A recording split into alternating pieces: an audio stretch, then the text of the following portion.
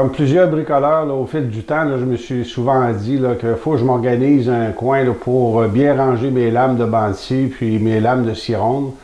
C'est un petit projet que je remettais continuellement à plus tard.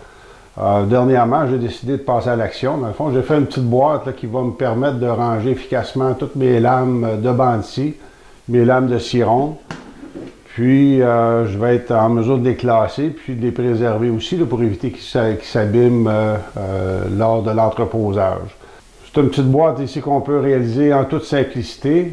Je vais en profiter pour vous montrer quelques méthodes de travail qui vont vous permettre de simplifier la tâche, puis surtout d'arriver à un résultat là, qui est quand même très précis. Donc c'est un projet qui s'adresse à tous les bricoleurs. Donc prenez votre temps, puis suivez bien les plans détaillés là, qui sont inclus là, avec le projet. En plus des plans, on va avoir des stencils, entre autres, là, pour faire les petites rainures. Là. Vous allez voir là, que c'est assez facile de s'ajuster lorsqu'on a un stencil.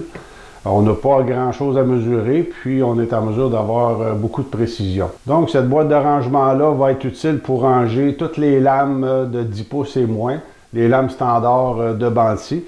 On va être en mesure aussi de ranger les lames de scie ronde là, sans aucun problème. La boîte ici là, on nous permet de ranger dans un espace restreint.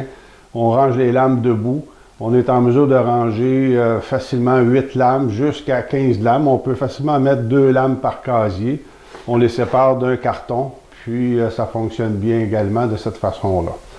Donc, c'est un petit boîtier qui est compact, qui va nous permettre de préserver les lames correctement, puis qui facilite l'accès pour choisir la lame dont on a besoin pour faire nos travaux. Donc, moi, je vous souhaite beaucoup de plaisir et surtout bonne passion.